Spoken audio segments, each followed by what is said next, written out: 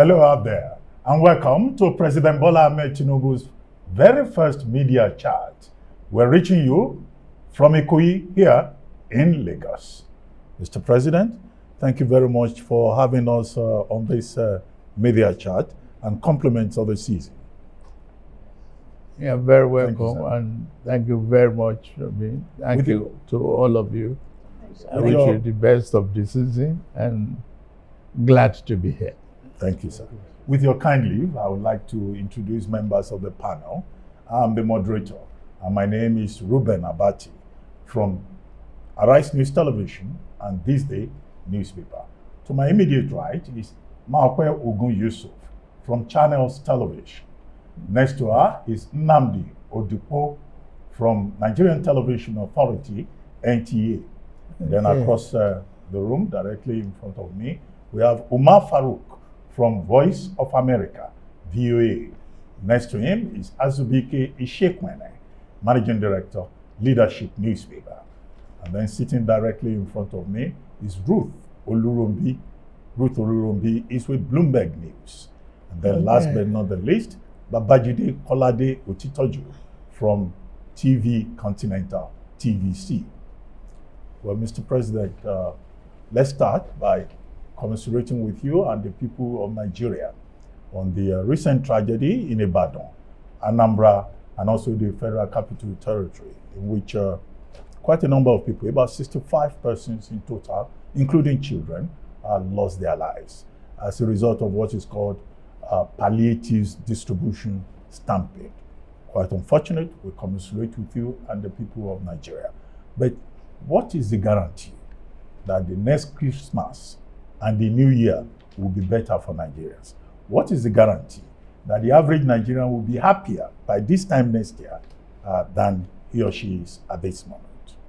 Thank you very much. It's a very serious and mixed feeling for all of us to lose loved ones, children,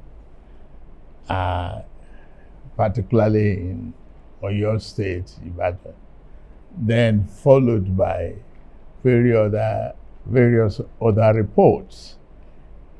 But are we looking at it from organizers' point of view? Or are you looking at it from the goodwill gesture of the people trying to give out whatever they have ancestral? And it's very sad that people are not well organized. We just have to be more disciplined in our society. Okay. Condolences to those who lost the family members. But it is good to give. I have been given out foodstuffs, commodities, including envelopes and body loan for the last 25 years. I've never experienced this kind of incident because we are organized, prone to discipline, and if you know you don't have enough to give, don't attempt to even give or publicize it. Is the question. Now, every society, even in America, they have food banks. They have hungry people. In Britain, they have food bank. They have warehouses. They are organized.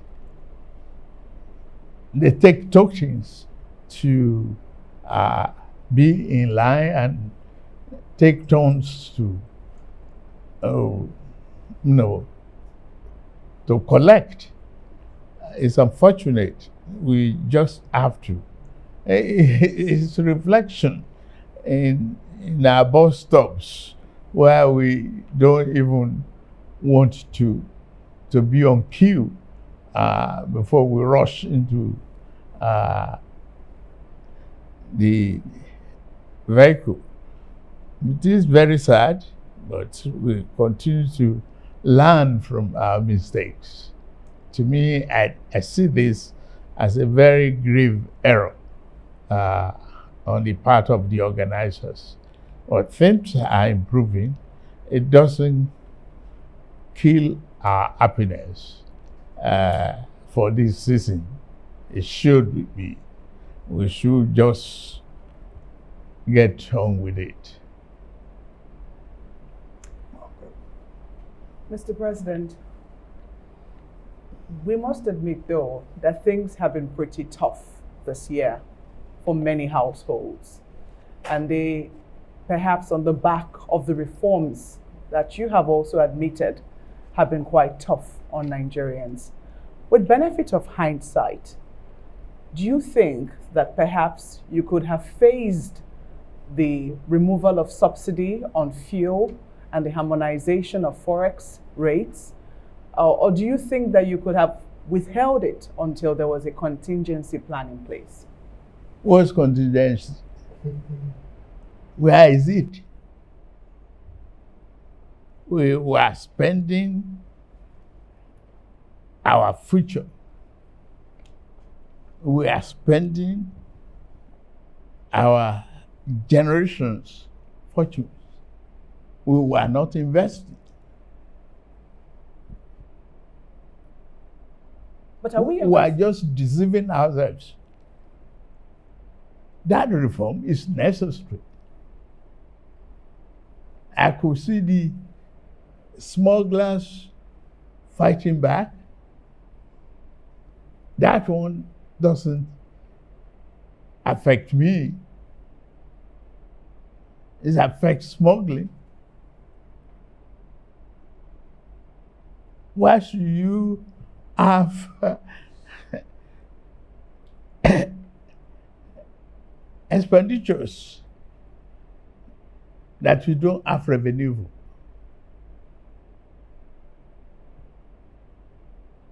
I don't want to question people with a 5 limousine type of vehicles on the roads. Well, we should teach management with all our programs.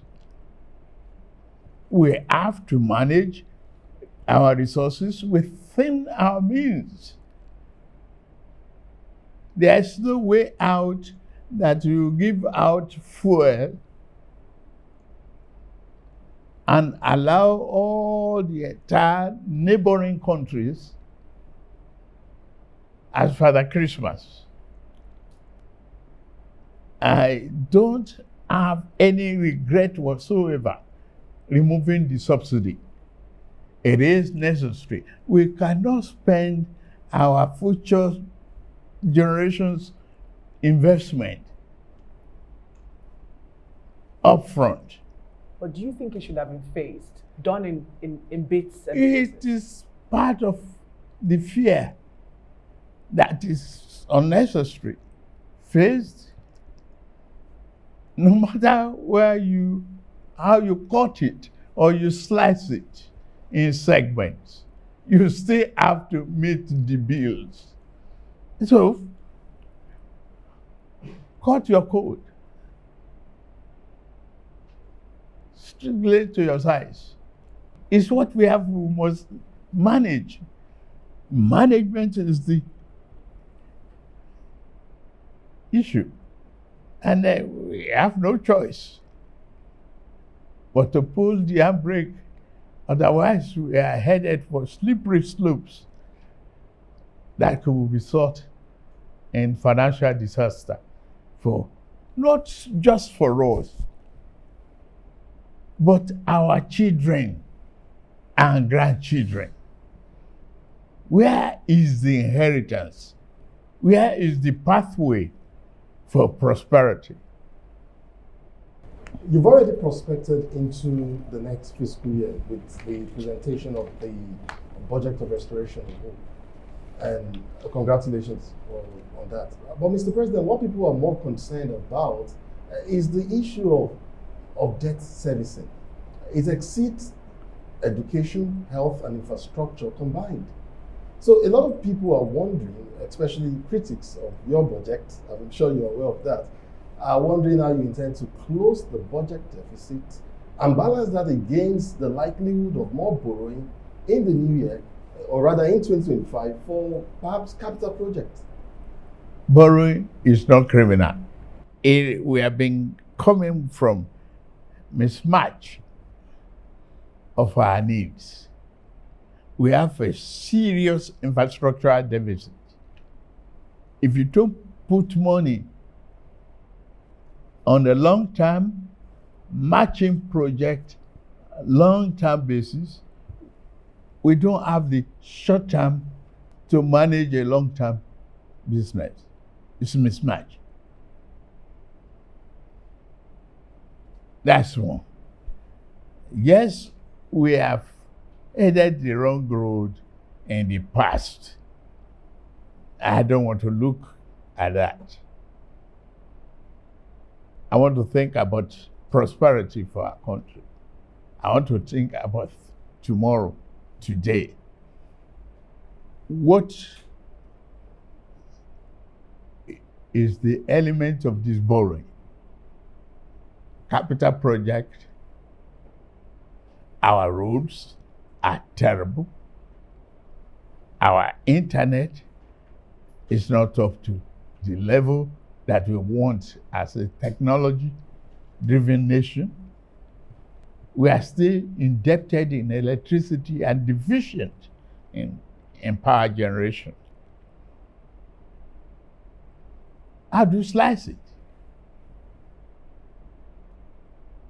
You have to take it with the two hands and brace up for a very, very strong, push. It's like a pregnant woman. There's big expectation and big contraction and labor pain. You go through it, the baby is born, you are happy. If that baby is alive, you have the joy of birth. And that is what we are working at. It's not just because we want to inflict pain on anybody. No, it's because we share the same value. We want this country to grow. There's no other way out of it unless we invest in our today prosperity and opportunity. Okay, Umar Farouk. Mr. President, you voted 4.91 trillion for security in this country. And in the last 5 years, security got 14.5 trillion. But the security problem is still all over the place.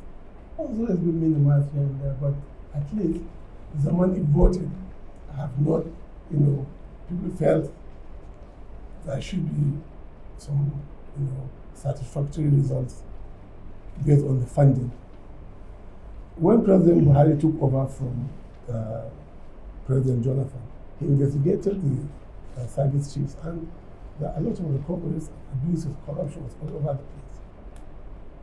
Are you considering to investigate the security chiefs of Muhammadu Buhari and plan and to ensure that the money given for security are judicially utilized?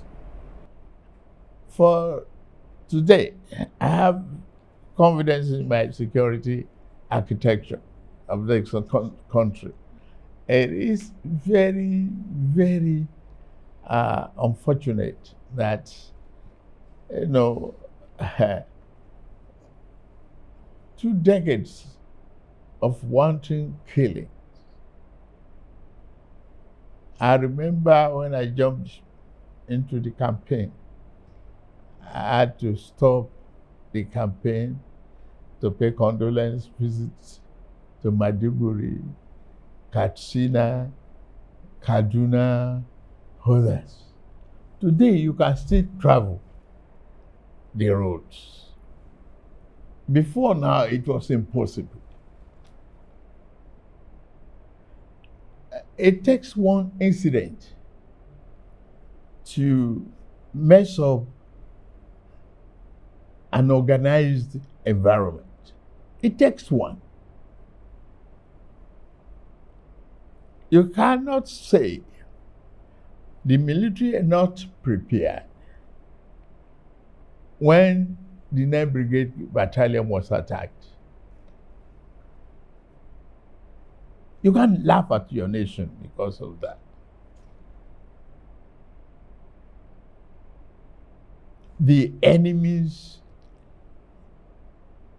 within and without are watching what you are doing. You have to be prepared 100%, 24 hours of the time to make sure that people are safe. Today, that is not the story any longer. People can leave Kaduna and still go towards Kafancha by road. Well, the road may not be that smooth, and all you want.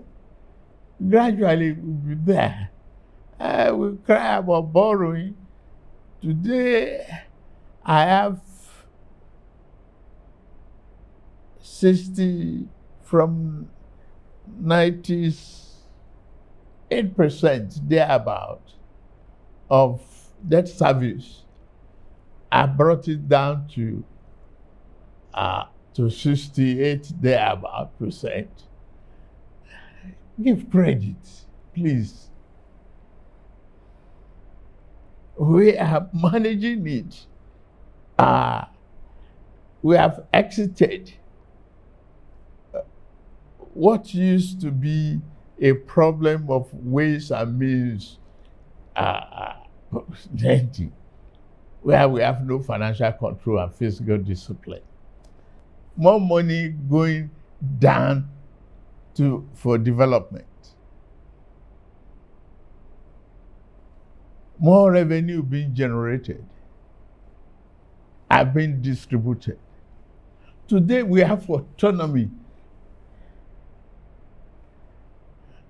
for local governments.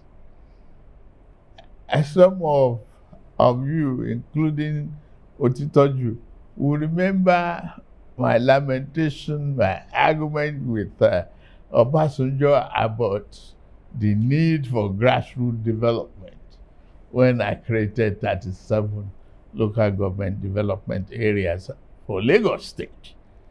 Go there now, you see development.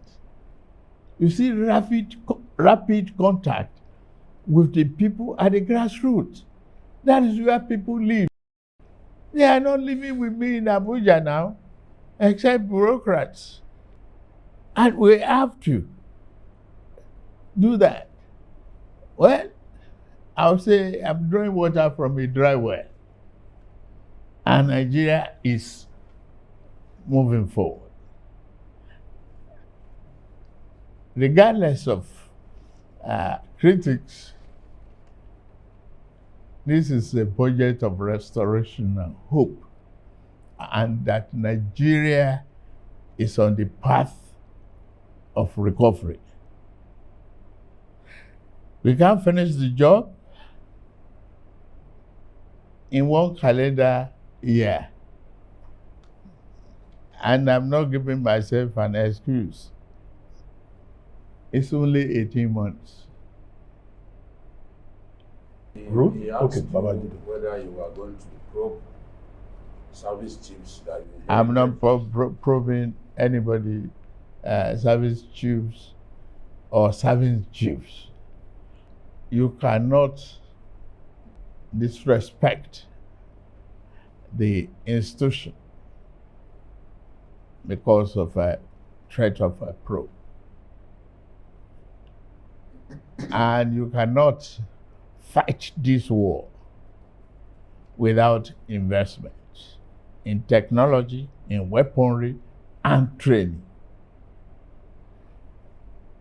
There might be leakages here and there, not wholesale. We put a very effective control mechanism in place to monitor our budgetary releases. And those funds are being judiciously used. Consider the welfare of our servicemen and women. Consider it. They are living in a very and operating in a very serious conditions. We have a huge country, a very huge one, and a lot of forests, unoccupied spaces.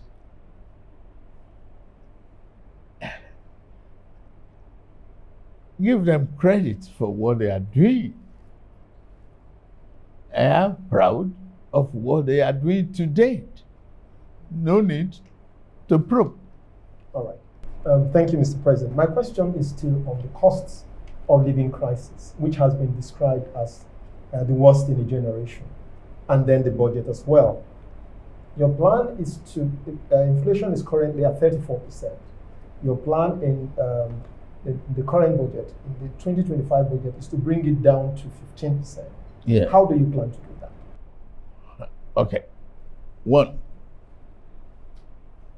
produce more for consumption locally. Spot export. Imports. Give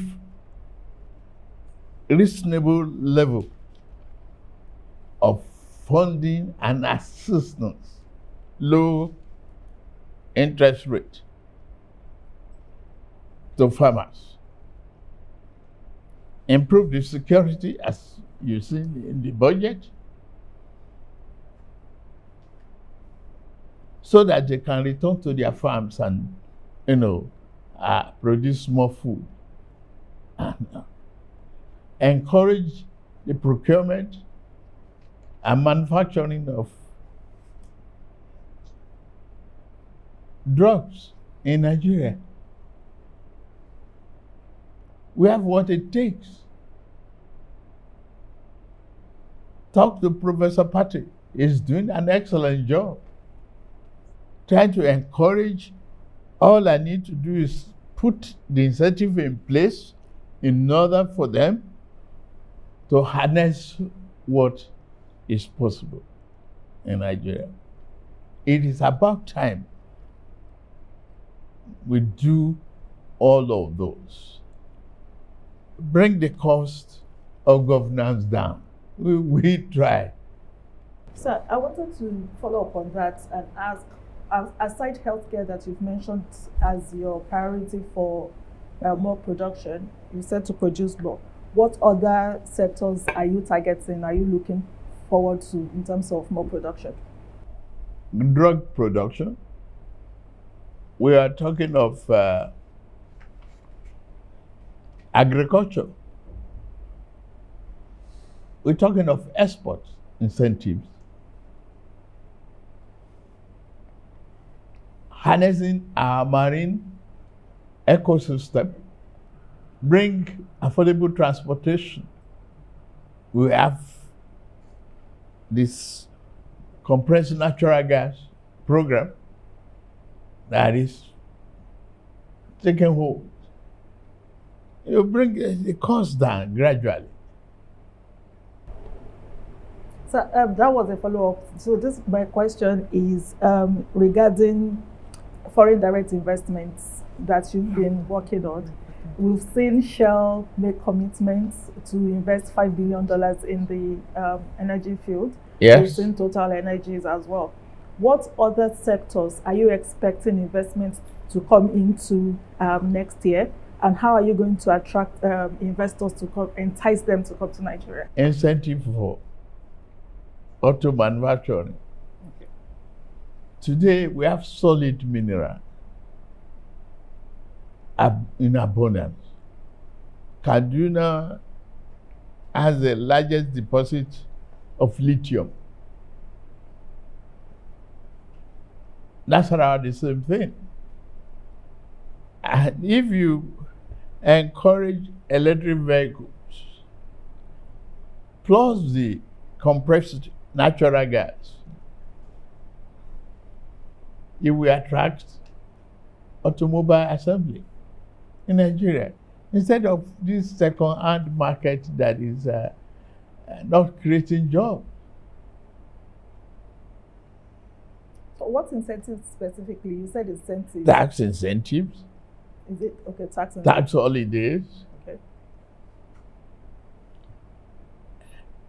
land rebates,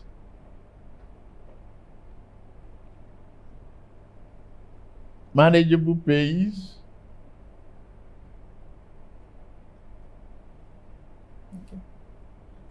a lot of broad-based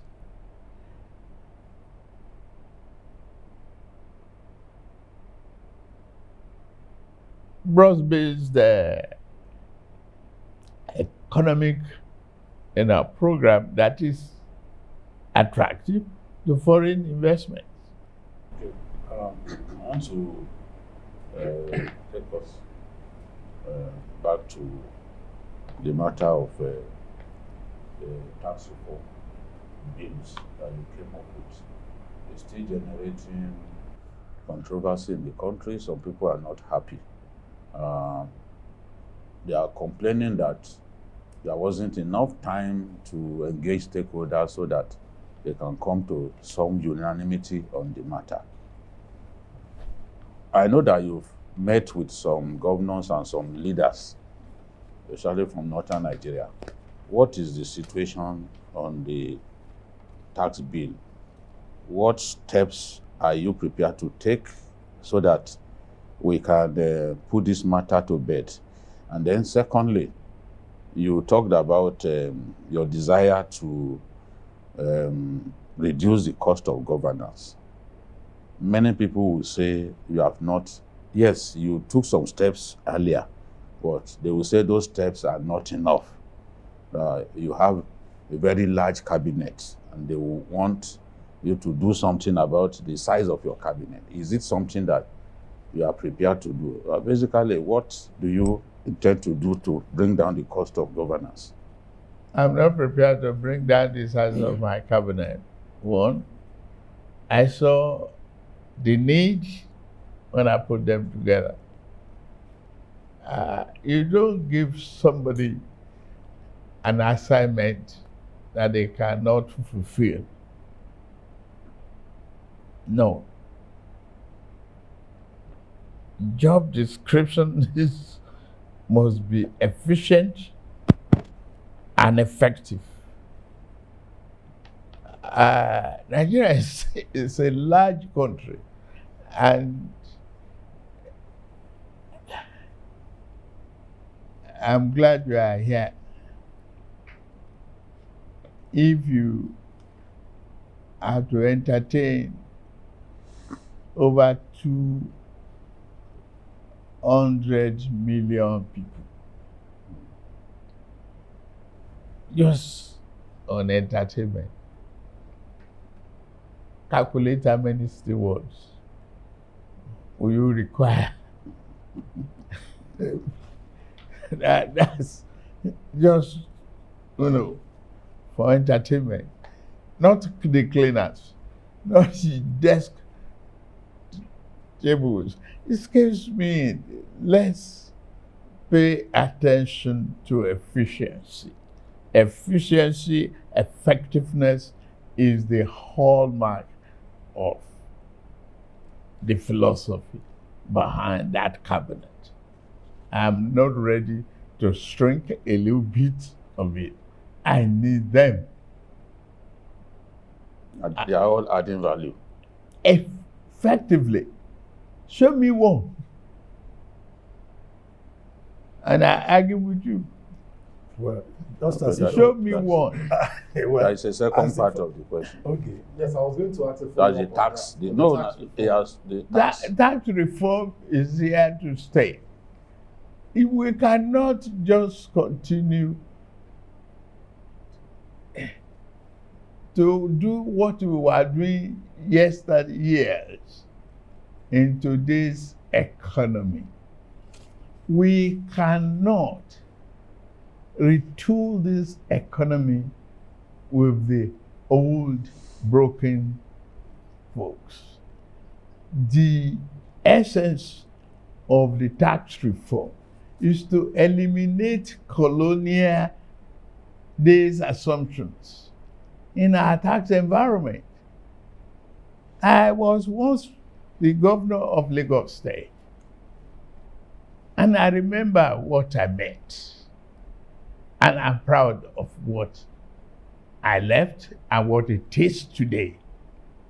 It's a large state now, and it's still expanding.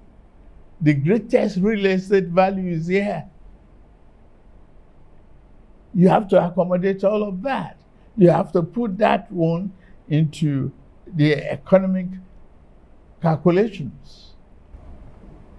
Yes, Mr. President, but it's not the rationale for your tax reforms bill that is in question. That is understood, Mr. President. Good. Yes.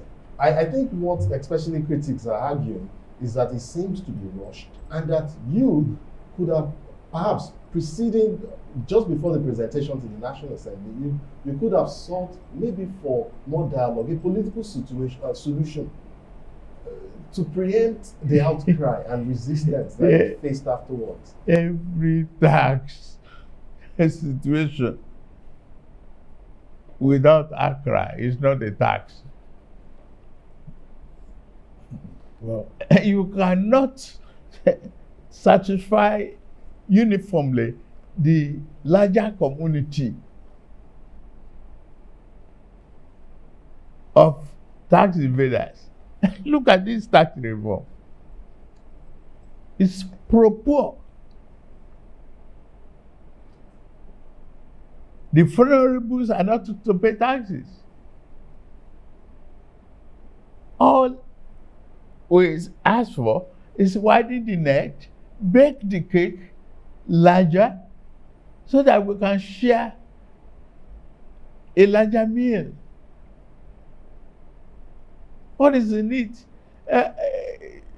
They will still ask for this consultation no matter how long I delay it. The hallmark of a good leader is the ability to do what you have to do at the time it has to be done.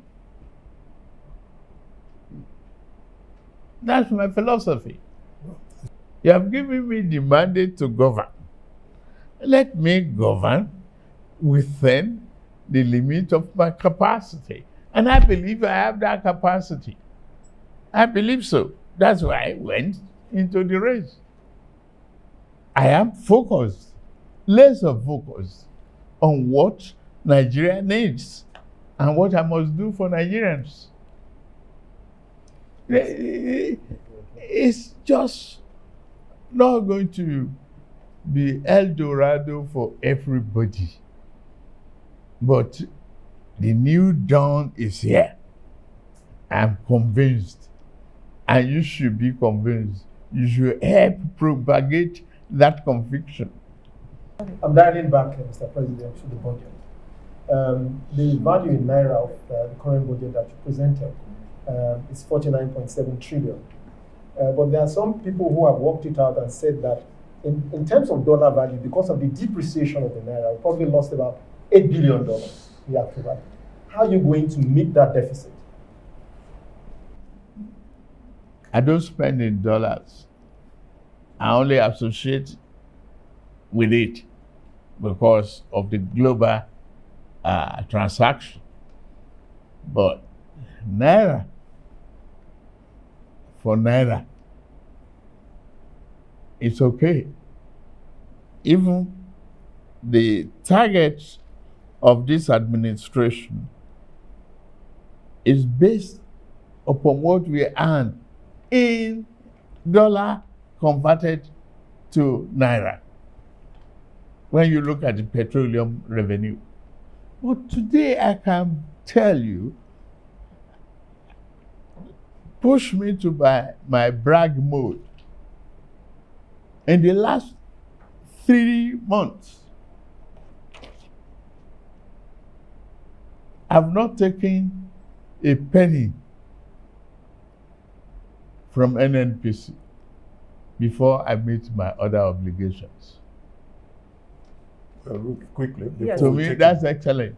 Yes, well done. That's excellent. I repeat, without falling back to the old order, without going into ways and means, I've met all obligations. Mr. President, are Sir. you marking yourself? Eh? Are you marking, when you say that's excellent, are you scoring yourself? Why not? Will you score me? Shouldn't Nigerians do it? Oh, if you help me to. But I should grade myself if I did my own work right. Well, Sir, I wanted quickly, to, yes, well, I wanted after to come we back go on to, break, and then we'll come back. sir, I wanted to come back to the issue of the tax reform. The one of the key contention there is the VAT. And I wanted to know if, you said the tax reform has come to stay, but I wanted to know if you are prepared to make any concessions regarding that VAT that seemed to be problematic. Why do you want to know that today? Tax matters are subject to debate, reviews, negotiations until you reach consensus. That's all I'm going to say about that. I don't mind cutting edges. I will. On that note, Mr. President, we'll take a short break here on the program. President Bola Ahmed Tinubu's first media chat here in Ikoyi, Lagos. We'll be right back. Stay with us. Welcome from that break. You are watching President Bola Ahmed Tinubu's first media chat, and we're live here in Ikoyi, Lagos. Now, Mr. President, thank you very much for staying with us. Now, let's look at a number of other issues. Food security. Nigerians, the last time you were in Lagos, they were saying, "Ebim power," that is, we are hungry. And that's what people are saying all over the country. And you have a livestock, Ministry of Livestock Economy. You've been talking about agriculture. Now, how are you going to address, one, the issue of clashes between farmers and herders, and how to put food on the table so that Nigerians will not be, engaging in stampede for free food, for palliatives? Well, thank you very much. It is very sad to look back and very promising to look at what we are doing now. There was never a Ministry of Livestock Development. It was stopped. I've been traveling around the globe to campaign and sell Nigeria. Hopefully, all of you will help lift this country from this moment on. And livestock is to turn a disaster to prosperity for Nigeria. We have what it takes. We have the arable land, we have animal stock, we have the opportunity. We just have to remove the conflicting element and commercialize the venture. And I went to Brazil, saw what is happening there. Within 2 days, I got a pledge of $2.5 billion. And they have been here to visit Nigeria, to turn what we seen as tragedy to opportunity and prosperity. I've been warned not to grade myself. I won't. But that is a promise for this country. And that's up till the level of cow horn is being converted in other climes, just as Brazil and the rest of the Americans. Why not take advantage of that here? We can feed ourselves, we can export and feed other nations. Our people, some of the ministers are there in Saudi Arabia right now discussing the opportunity for food, growth and supply, for more investments in our agricultural businesses.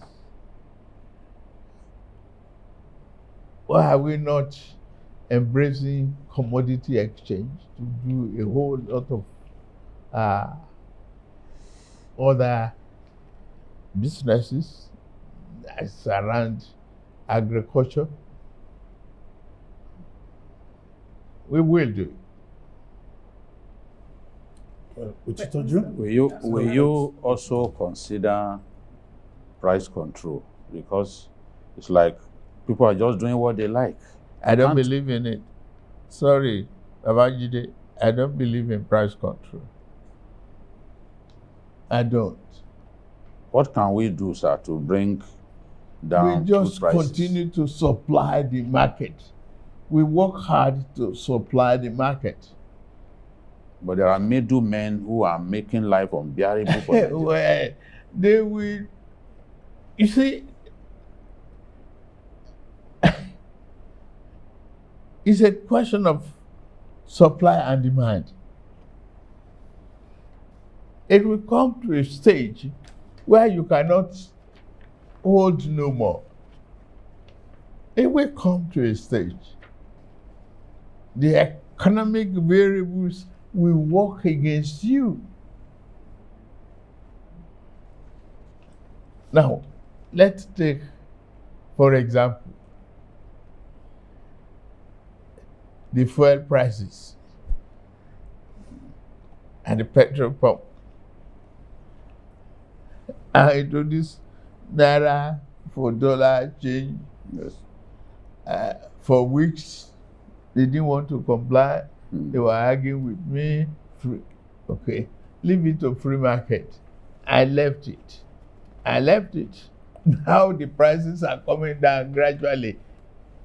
Yes. Okay. The market is being saturated. No monopoly, no oligopoly. You have a free market economy flowing.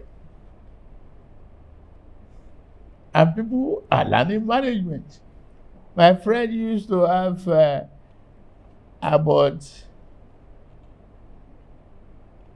he bragged to me, he has 5 Rolls Royce. And he brought a nice Jeep here. The other day, I saw him in his Honda Accord. Oh, he said, why? He said, that's where you put me. I said, I didn't put you there. He said, that is because of fuel prices. He could no longer maintain 5 limo type of vehicles. It's not negative to learn to manage. You learn to control your electricity bill, switch off the light, let land to manage.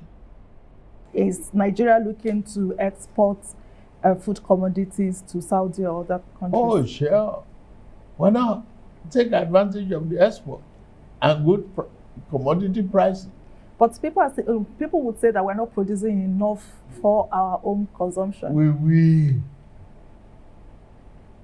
Yes, we pay attention to that, yes. But I say we will. We will give more incentive to the farmers, low interest rate,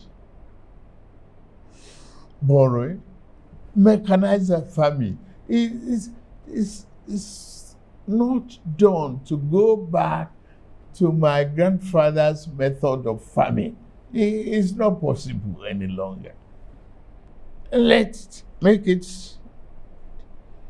manageable and sexier to stay on the tractor and harvest corn and export commodities. I think it's better for us in Nigeria. We are getting there. I have over 2,000 tractors coming to this country for mechanized farming. Mr. President, is fighting corruption a priority for you? If it is, what are the areas that you're looking at? Corruption in all ramifications is bad for the people.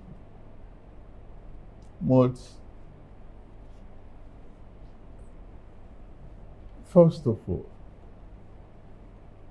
pay enough attention to the causes. Why are the people corrupt at all? The lack of social amenities, the lack of needs in some areas,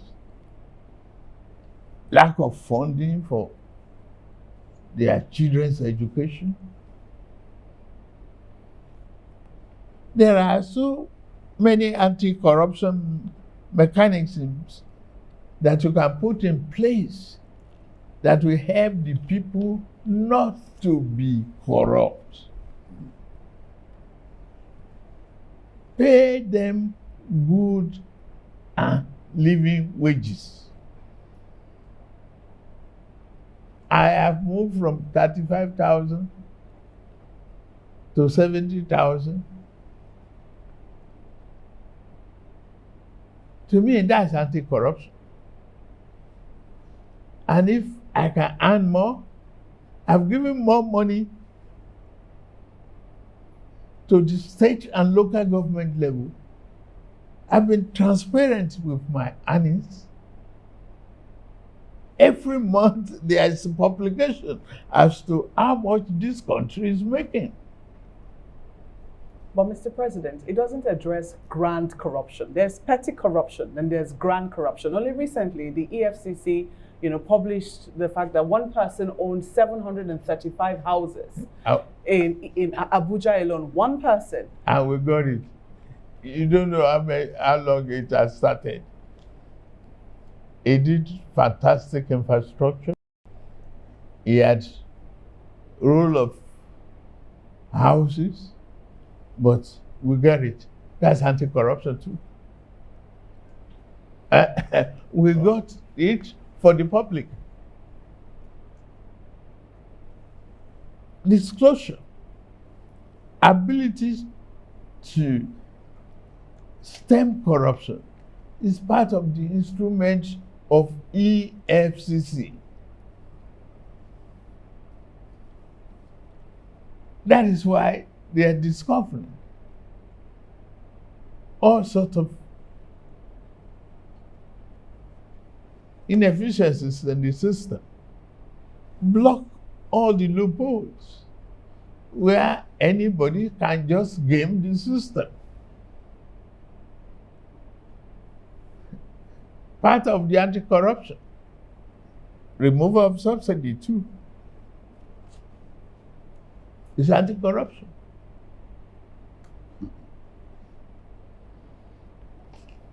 It is very, very difficult to say you will eliminate it. You will reduce it to the barest minimum. Meet the people's needs. Help the people grow. Help them with the education of their children. Our student loan is part of anti-corruption. No parents should lament how to encourage their children in university education. Today it's working for larger populations. Larger part of it, 60-something%. At the University of Maiduguri, I have somebody called.